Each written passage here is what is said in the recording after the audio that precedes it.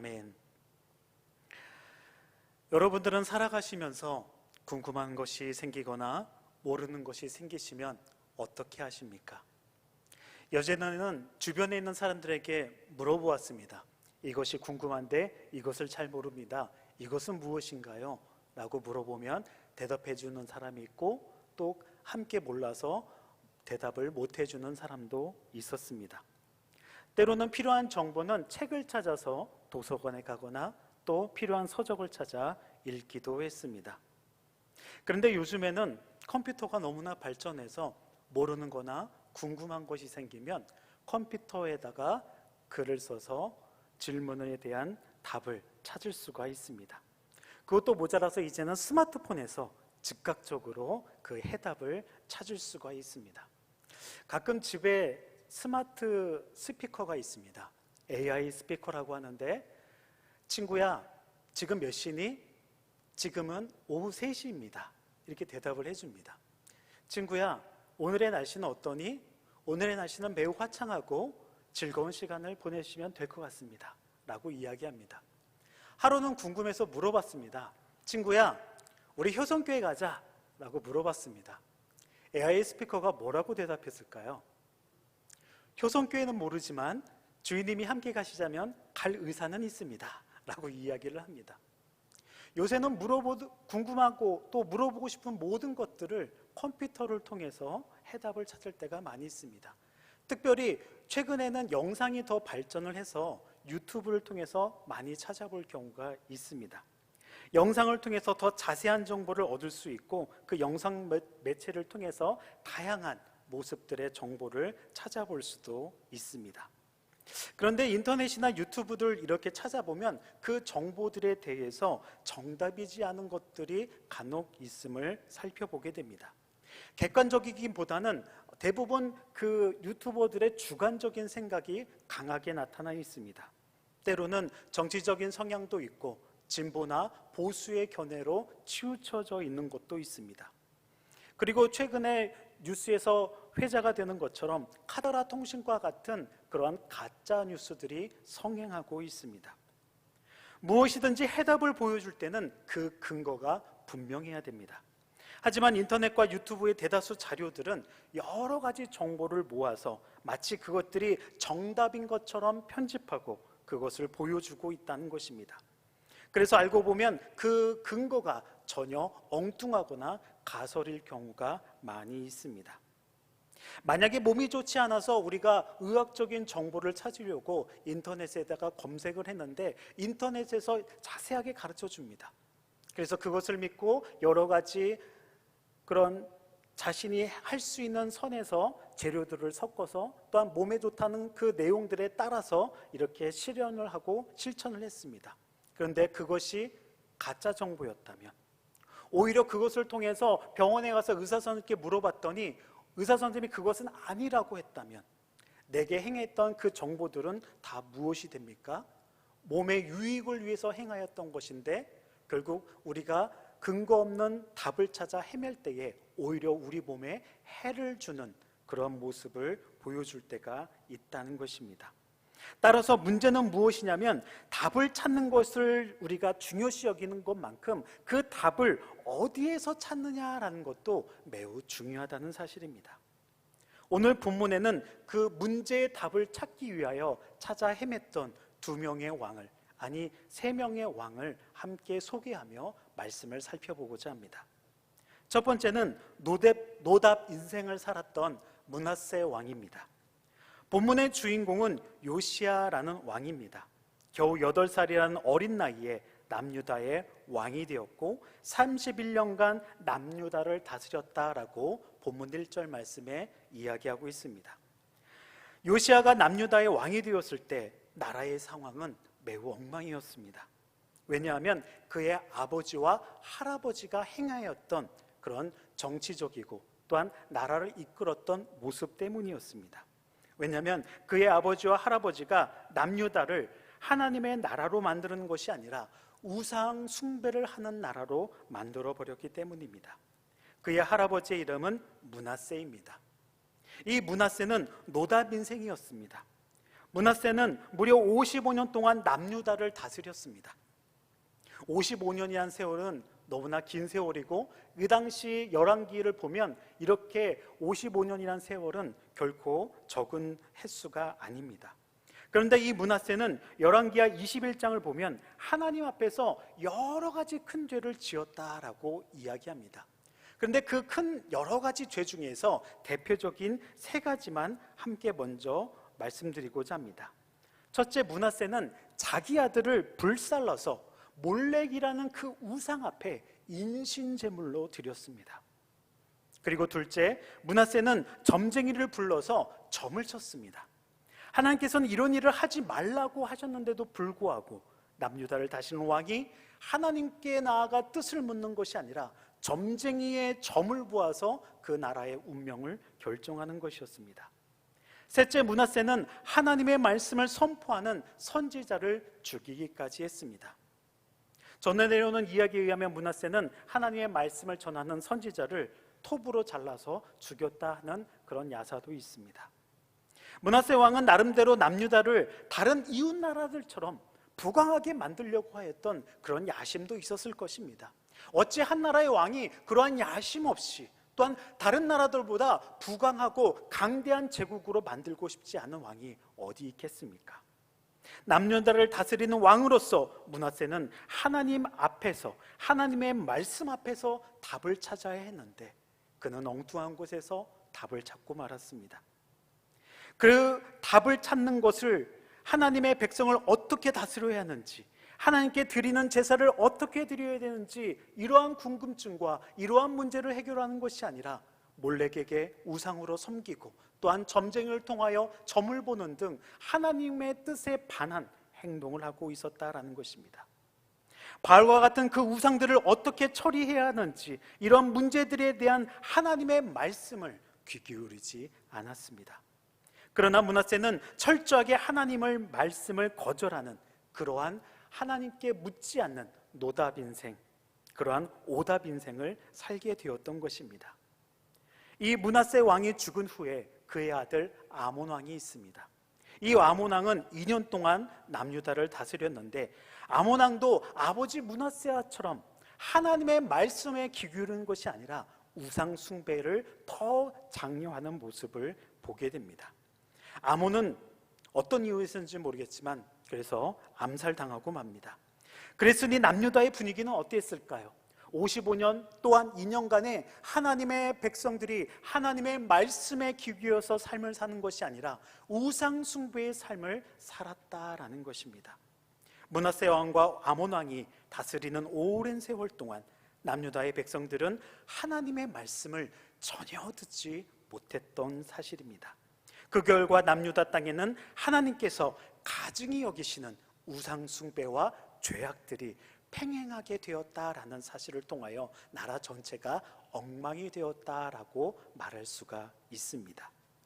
두 번째, 인생을 답을 찾은 요시야 왕을 찾아볼 수가 있습니다.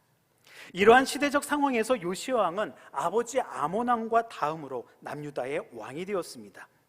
요시야 왕은 그런데 8세의 어린 나이의 왕이 되었다라는 것입니다. 그러나 요시야는 하나님의 보시기에 정직히 행하고 그의 조상 다윗의 모든 길로 행하고 좌우로 치우치지 아니하였다. 2절 말씀에 이렇게 이야기합니다. 여기서 좌우로 치우치지 아니하였다라는 말은 북이스라엘과 남유다를 통틀어서 이 요시야 왕에게 주어지는 매우 극찬의 표현입니다. 이러한 칭찬은 보통 신명기와 여호수아에서 많이 찾아볼 수가 있습니다. 좌우로 치우치지 않았다. 요시야의 삶을 잠시 요약하면 다음과 같습니다.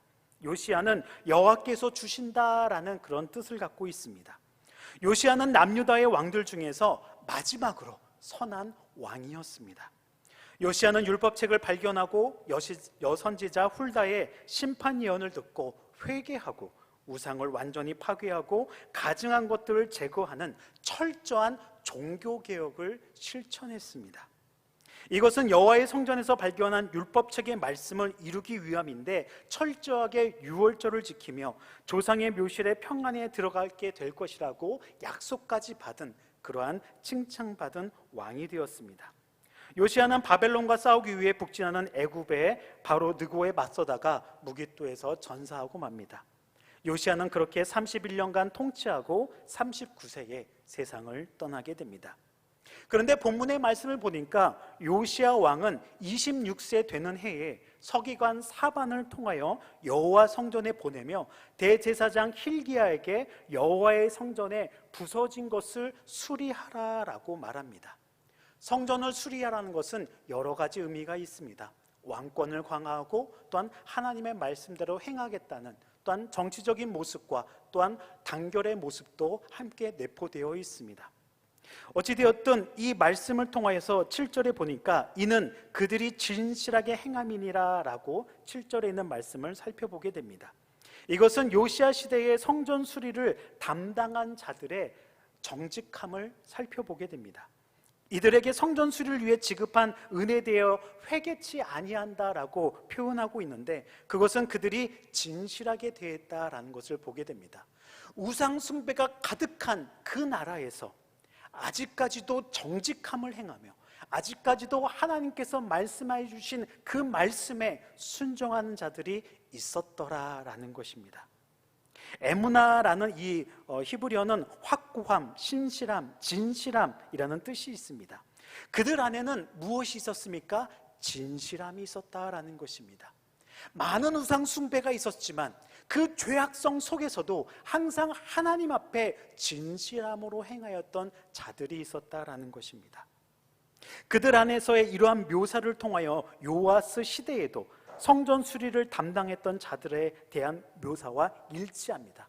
열왕기하 앞장 12장 15절에도 이와 같은 모습이 있었는데 이것이 요시야 왕 때도 똑같이 성전을 수리한 자들은 늘 하나님 앞에서 정직함을 행하였더라라고 표현하고 있습니다.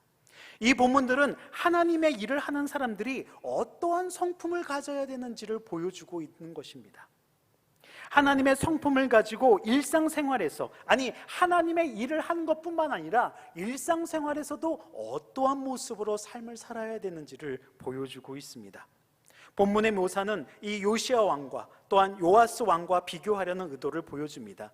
왕의 이름도 비슷하고 그 성전을 수리하는 자들의 성품도 비슷하기 때문입니다. 어느 날 여호와의 성전을 수리하던 중 대제사장 힐기야는 어떤 책을 우연하게 발견됩니다.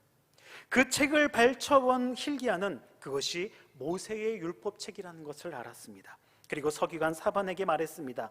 서기관이란 문서를 기록하거나 관리하는 일, 그리고 왕이나 지도자의 말을 기록하는 그런 담당하는 직책이었습니다. 대표적인 인물로 예레미야의 서기관 바룩이 있었습니다. 왕의 서기관은 왕의 비서 역할을 하면서 왕실에 있는 모든 내용들을 다 기록하는 사람이었습니다. 우리 조선왕조실록에도 왕 앞에 항상 그 역사를 기록하는 자들이 있지 않았습니까? 그와 비슷한 것입니다. 후대에는 율법을 필사도 하고요, 보관도 하고 해석하는 일을 감당하기도 했습니다.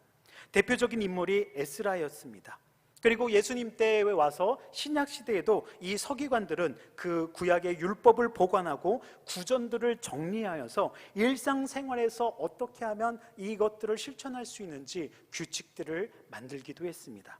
그런데 이들은 너무나 율법의 정신을 강조하기보다는 너무나 그들이 유전적으로 그렇게 전달해오던 그 구전적으로 전달해오던 그 관습에 빠져서 너무나 지나치게 외식하는 경향이 있어서 예수님께서 서기관들, 그 바리새인과 서기관들이 한 묶음으로 외식하는 자의 모습으로 질타를 받기도 했습니다.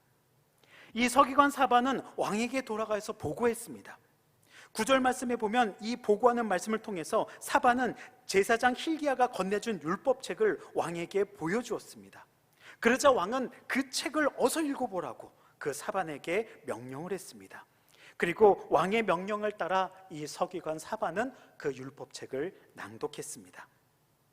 책 속에 기록된 말씀은 이스라엘 제사장들과 선지자들에게서 백성들에게로 전해주는 내용이었습니다. 또한 부모들이 자녀들에게 전해주는 내용들이었습니다. 그 내용들의 말씀은 어떤 말씀이었을까요?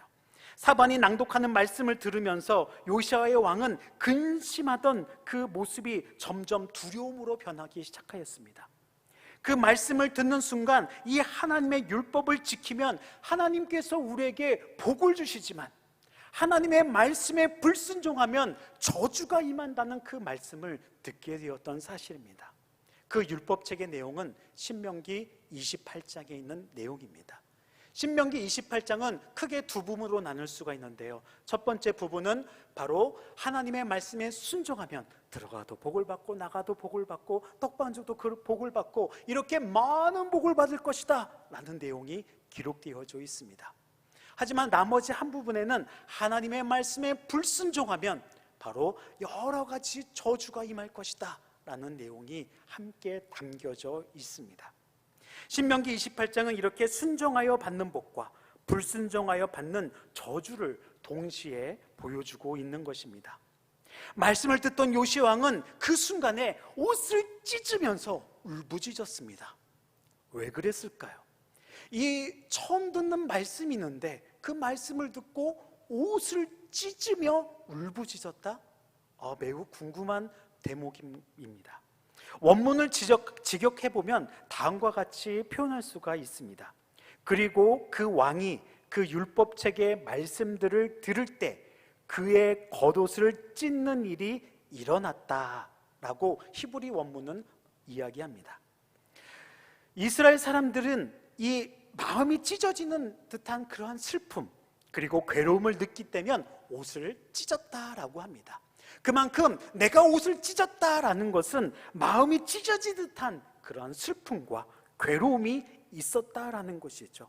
하나님의 말씀을 듣는 순간, 그 율법책의 말씀을 듣는 순간 내 마음에 가슴을 찢는 듯한 괴로움과 울부짖음이 있고 생겨났다라는 것입니다.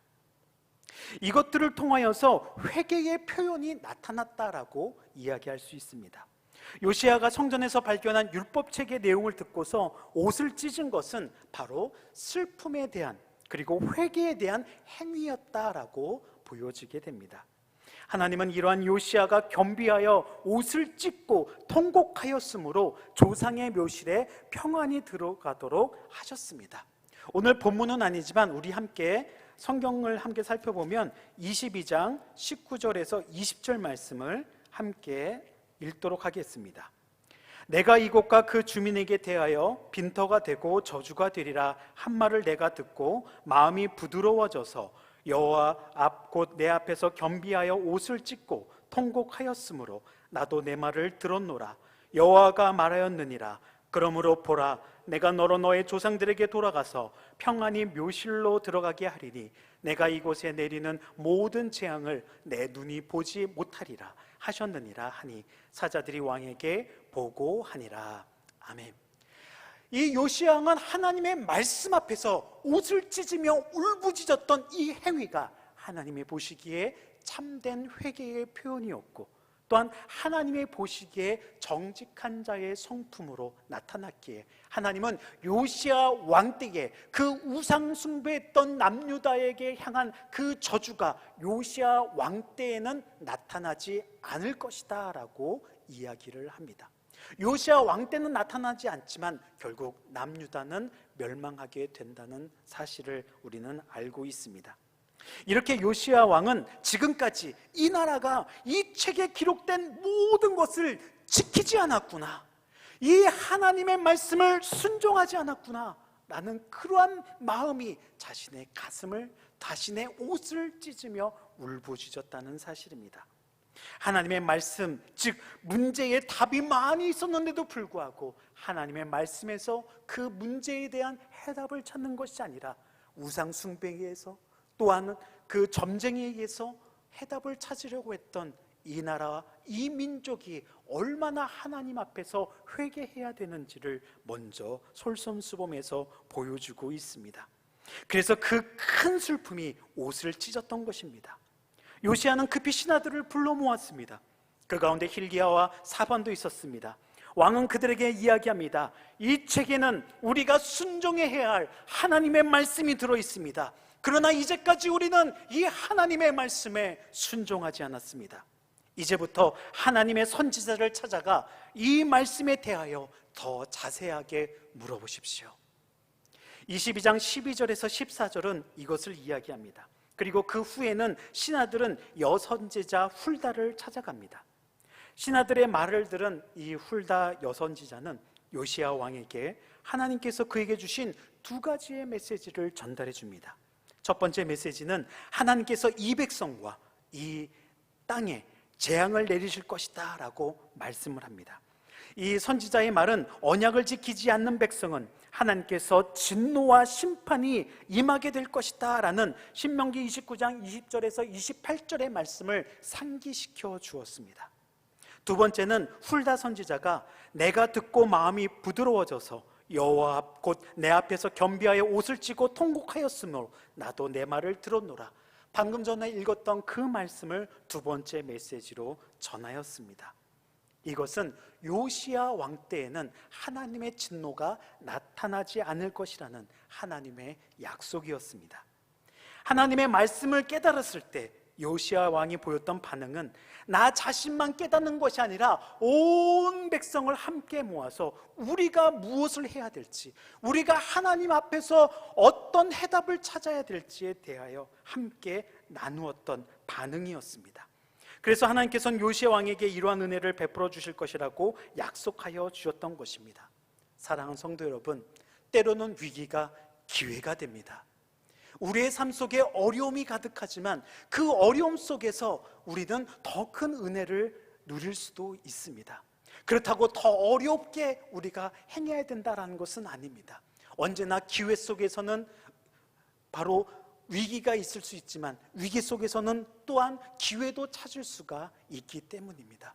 이러한 우상 숭배의 이 나라가 하나님의 진노 가운데에 있었지만 바로 그 순간에 하나님의 말씀으로 돌아서는 그런 기회가 이 요시야 왕 때에 나타났던 것입니다. 세 번째는 성경이 답입니다. 훌다 선지자가 전해준 하나님의 말씀을 듣고 난 요시야 왕은 남유다와 예루살렘의 모든 장로들과 백성들을 모았습니다. 성전에서 발견된 말씀을 그들의 귀에 또한 들려주었습니다. 그리고 하나님 앞에서 말씀대로 돌이키고 순종할 것을 그 순간에 선포했습니다. 요시야 왕은 대대적인 개혁을 실행합니다. 즉 말씀만 듣고 끝나는 것이 아니었습니다. 하나님의 말씀을 들었다면 그 말씀을 이제는 실천해야 될 때입니다. 그래서 지금까지 들었던 그 하나님의 말씀에 가슴을 찢고 통곡하였지만 그것으로 끝나는 것이 아니라 대대적인 우상 숭배를 개혁하는 그 우상 숭배의 모든 것들을 무너뜨리기 시작했습니다. 무엇이 이렇게 요시야를 하나님의 말씀에 순종하는 사람으로 만들었을까요? 그것은 바로 하나님의 말씀이었다라는 것입니다. 하나님의 말씀은 무엇이 죄이고 무엇이 하나님이 기뻐하신 뜻인가를 분별해주고 있다는 것입니다. 그리고 말씀에 순종할 수 있는 힘을 줍니다. 그래서 하나님은 우리에게 하나님이 말씀된 이 성경을 주셨다라는 것입니다. 우리는 성경이 가까이 있지만 이 성경을 가까이 있지 않는 한 우리는 여러 가지 문제에 대한 해답을 찾을 수가 없습니다. 성경은 답입니다. 할렐루야, 아멘. 그렇기 때문에 우리는 성경을 벗어난 곳에서 무엇인가를 찾으려고 한다면 그 문제에 대한 해답을 오히려 오답으로 찾을 경우가 많이 생길 수밖에 없다는 것입니다. 우리는 성경을 통해 하나님을 만날 수 있고 또한 하나님을 더 깊이 알아갈 수가 있습니다. 왜냐하면 하나님은 이 성경 말씀을 통하여 하나님의 감동으로 기록된 책이다라고 말씀해주고 있기 때문입니다. 디모데후서 3장 16절은 이렇게 이야기했습니다. 모든 성경은 하나님의 감동으로 된 것으로 교훈과 책망과 바르게 함과 의로 교육하기에 유익하니라고 말씀합니다. 여기서 감동이란 말, 여기서 감동이라는 것은 드라마나 영화를 보고 나 감동받았어 라는 그런 감동이 아니에요. 본문에서 말하는 감동은 영어로 인스파이어라고 이야기합니다. 즉 숨결이라는 그런 뜻인데 이 스파이어는 숨결이고 또한 내 안으로 그 숨결이 들어왔다 라는 그런 모습을 이야기한다는 것이죠. 즉 감동이라는 것은 하나님의 숨결이 이 말씀에 임재하였다라는 것이죠. 그리고 이것을 기록한 저자들에게도 임재하여서 하나님의 감동으로 하나님의 그 숨결이 내재되어 있다라는 것입니다. 그렇다면 성경을 읽는 자는 어떻게 될까요? 기록한 자가 하나님의 감동으로 되었다면, 그리고 성경이 하나님의 감동으로 기록되었다면, 그 하나님의 감동을 읽는 이 독자들은 하나님의 숨결을 느낄 수가 있다라는 것입니다. 즉 성경을 통하여 문자적으로 읽는 것이 아니라 이 성경의 말씀은 하나님의 음성을 들을 수 있고 하나님의 뜻을 발견하게 해준다는 것입니다. 그래서 영어 성경에 ESV가 있는데 Breathed out by God이라고 이야기합니다. 즉 하나님의 숨결이 성경 안으로 들어왔다라고 표현하고 있습니다. 하나님께서 성경의 저자들에게 숨결을 부어넣어 주셨고 또한 성경 안에 하나님의 숨결이 있습니다. 그렇다면 우리는 성경을 읽을 때에 그 하나님의 숨결을 느낄 수가 있고 체험할 수가 있습니다. 요시야 왕은 바로 이런 것을 느꼈습니다. 겸손한 마음으로 하나님께 순종할 수 있었던 것, 하나님의 말씀을 듣는 순간 회개의 심령이 먼저 생겼고 그 회개의 심령으로 끝난 것이 아니라 순종의 삶으로 보여주어서 모든 우상 숭배를 불태우고 또한 무너뜨리고 부셔버렸다라는 것입니다. 우리의 영혼이 시들었을 때에 우리는 무엇이 죄이고 무엇이 죄 가운데 있는지를 모릅니다. 오늘날의 많은 삶은 저와 여러분들을 죄인지 죄가 아닌지 구별 못하게 합니다. 우리가 추구하는 것이 무엇인지를 모르게 합니다. 이 최근에 교회들의 많은 성향들이 교회의 크기, 교인의 숫자, 교회의 예산 이것에 집중하고 있습니다. 그러나 교회의 본질은 무엇인가요? 하나님을 사랑하고 이웃을 사랑한 그 모든 서로 사랑의 모습을 어떻게 증거하고 어떻게 실천하고 있습니까? 우리는 그 율법의 정신, 외식적인 모습이 아니라 율법의 정신을 이어서 바로 그 속에 진정한 하나님의 삶을, 하나님께서 우리에게 말씀하신 그 순종의 삶을 살아야 될 것입니다. 말씀을 맺고자 합니다. 얼마 전까지만 해도 맴 거리면서 매미가 울었습니다. 저희 집에서는 매미의 소리가 매우 크게 들립니다. 좀 언덕 위에 살기 때문에 여러 가지 새소리와 벌레들의 소리가 잘 들립니다. 그런데 최근에는 귀뚤귀뚤하면서 귀뚜라미 소리가 들립니다. 매미가 이렇게 한 2주가 조금 넘었는데 순식간에 조용해지는 거예요. 그래서 매미가 왜 이렇게 갑자기 조용해졌을까라고 생각하면서 매미에 대해서 한번 찾아보았습니다. 매미는 그 암컷은 울지 않는다고 합니다. 이 우는 것은 수컷들이 우는데 우렁차게 맴 이렇게 울어야지만 그 우렁찬 소리를 듣고 암컷이 우렁찬 수컷을 선택하여 나뭇가지에다가 교배를 하고 알을 낳습니다. 그리고 그 알이 나무 사이에서 그 애벌레로 한 10개월 동안 자란 다음에 그 애벌레가 땅 밑으로 들어가서 6년 동안 이렇게 자란다고 합니다. 그래서 총 7년, 약 7년의 시간이 지나면 이제는 부화해서 그 한 열흘간의 삶을 산다고 합니다. 근데 그 열흘간의 삶이 또 어떤 삶입니다? 수컷은 열심히 또 맴. 그래서 간혹 보면 유난히 큰 매미 소리가 있는 거예요. 그것은 수컷이 그 연인에게 향하는 자신의 우렁찬 몸부림이었다라는 사실이었습니다. 그런데요, 그 매미에게도 사명이 있었습니다. 매미의 사명은 무엇입니까? 그렇게 열흘밖에 살지 못하는 보잘것없는 삶, 애벌레로 10개월, 그리고 땅 밑에서 6년을 삽니다. 그리고 이 세상에서의 삶은 고작 열흘입니다. 그런데도 그 매미에게는 번식을 종족하기 위한 자신의 사명을 다하고 생을 마감합니다.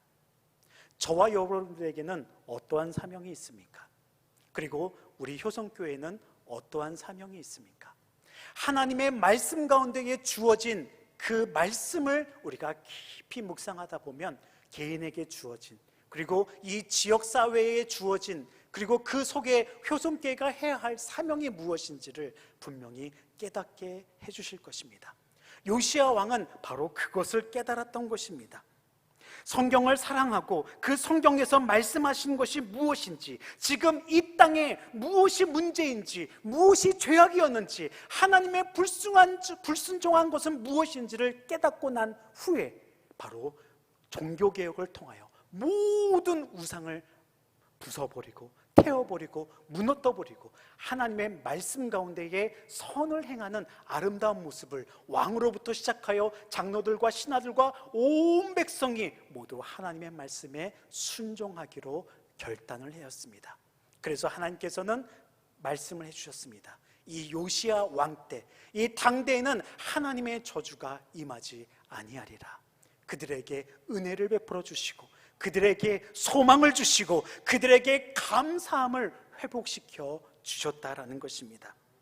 남유다는 그 므낫세 왕과 아몬 왕을 통하여 죄악으로 점점 물들어갔는데 그것을 깨닫지 못했습니다. 하지만 요시야 왕은 말씀을 통해서 터닝 포인트를 삼았고 그것을 통해서 이게 죄였구나라는 것을 다시 한번 하나님의 순종함으로 변화시키고 회복했다라는 것을 우리에게 보여주시면서 하나님은 그 순간 그 나라와 백성과 모든 사람들에게 하나님의 은혜를 내려주셨습니다. 우리는 살아가면서 여러 가지 문제를 만나게 됩니다. 더구나 요즘은 코로나19로 기본적인 삶이 무너지게 됩니다. 얼마 전 아이가 피자가 먹고 싶은데 통장 잔고에 591원인가 밖에 없습니다. 그래서 이 배달 업체에다가 전화를 어플에다가 주문을 하고 거기 사장님께라는 란에다가 제가 기초수급자인데 딸아이가 오늘 생일입니다. 돈이 부족한데 오늘 그냥 보내주시면 제가 20일 후에 이 정부에서 입금이 되는데 그때 가서 갚아도 될까요? 라고 문자를 보냅니다. 30분 후에 띵동 하고 피자가 도착했습니다. 근데 그 피자 판 위에는 큰 글씨로 이야기합니다. 아버님, 걱정하지 마시고 맛있게 드십시오. 아이가 또 먹고 싶다고 한다면 또 주문해 주세요. 얼마든지 아이에게 피자를 제공하겠습니다. 우리 주변에는 고통받고 있는 사람들이 있습니다. 우리 주변에는 저와 여러분들의 손길을 필요로 하고 있는 사람들이 있습니다. 이 글을 보고 이 기사가 신문 기사가 되었더니 많은 네티즌들이 그 가게를 혼내줘야겠다라고 또 기사가 떴어요. 그래서 왜 혼내주냐라 했더니 주문을 많이 해서 요새는 돈으로 혼내준다, 돈줄이라고 해가지고 아주 돈줄로 주문을 계속하는 거예요. 그래서 그 사장님이 전화 받느냐고 한 달에 10판 팔았대요. 근데 돈줄 해가지고 전화를 못 받아서 아예 그냥 끊어버려서 이렇게 주문이 이제 온라인으로 이렇게 띵동띵동하고 뜨게 되는데 아주 정신이 없을 정도로 요새 돈줄로 혼나고 있다고 그렇게 이야기를 합니다. 근데 그 사장도 이 코로나19의 소상공인으로서 10판밖에 못 팔고 그리고 30대 초반 청년 사업가였습니다. 나도 힘든데 다른 누군가가 나의 도움이 필요한 것을 보고 그 도움을 나타냈다라는 것입니다. 바로 선한 영향력이죠. 요시야 왕은 하나님의 말씀 속에서 이것을 깨달았던 것입니다. 하나님의 말씀에 순종하는 것, 내가 남에게 대접받고자 한다면 나도 남을 대접하고 남에게 섬김을 받고자 하면 나도 남을 섬겨야 하는데 내가 우상 숭배에 가득하고 이것이 죄인지 모르고 살아갔던 모든 것들을 회개하고 그것을 말로만 끝나는 것이 아니라 모든 내 주변에 있는 것을 무너뜨리고 부숴버리고 불태워버린 다음에 오로지 하나님께 순종할 때에 그 속에 참다운 기쁨이 있고 소망이 있고 감사함이 있었던 것입니다. 그리고 남유다 왕 때의 요시야 왕은 바로 그러한 은혜를 누리고 진노의 심판을 경험하지 않은 선한 왕으로 기록이 되었습니다. 사랑하는 성도 여러분, 하나님의 말씀 안에 답이 있습니다. 우리는 성경이 이렇게 가까이 있는데도 답을 찾으려 하고 있지 않지는 않습니까? 그 성전에서 발견한 말씀을 갖고 회개했던 요시야 왕을 다시 한번 뒤돌아봅니다. 우리에게도 이 신앙 가운데에, 삶 가운데에 많은 문제가 있지만 답을 찾으려고 많은 곳을 찾아 헤맵니다. 하지만 우리의 우선순위는 하나님의 말씀 속에 답이 있다는 것을 깨닫기를 간절히 소망합니다. 그 속에 하나님의 말씀을 통하여 한 사람의 변화가 많은 사람들에게 선한 영향력을 베풀 것이고, 그 정직함이 하나님께서 회개와 순종의 삶으로 더욱더 하나님의 놀라운 은혜로 뒤바꿔 주시는 역전의 인생을 살아갈 수 있도록 인도하여 주실 것입니다. 우리는 힘든 시기를 보내고 있습니다. 하지만 용기를 잃지 마십시오. 하나님의 말씀이 우리와 함께 있는 한 우리에게는 소망이 있고, 우리에게는 기쁨이 있고, 우리에게는 감사가 있을 것입니다. 왜냐하면 나는 약해도 하나님은 전지전능하시기 때문입니다. 하나님의 뜻대로 새롭게 되기를 원하신다면 말씀으로 돌아가야 됩니다. 결정은 신중하게 하되 결정되었다면 과감하게 행하십시오. 그럴 때에 하나님께서는 은혜를 더하실 것입니다. 저와 여러분과 우리 교회와 이 나라 이 민족이 다시 한번 하나님의 은혜가 넘쳐서 이 모든 고통이 벗어나는 그 은혜가 넘쳐나는 그날이 오기를 간절히 기도하고 소망하는 저와 여러분들이 되시기를 주님의 이름으로 축원합니다. 기도하겠습니다.